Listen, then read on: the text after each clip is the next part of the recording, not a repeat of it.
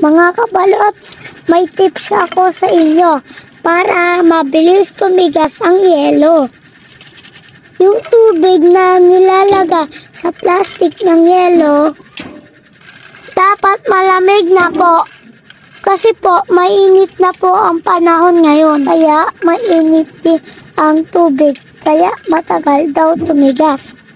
Lagyan po natin ng yelo ang ating gagawin na yelo para po madaling tumigas. Yan.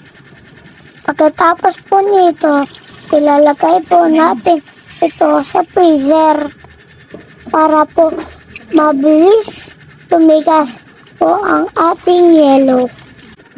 Marami na po akong nagawa, ilalagay ko na po sa freezer. Ito na po, nilalagay ko na po. After 10 minutes po, ito na, yelo na, matigas na.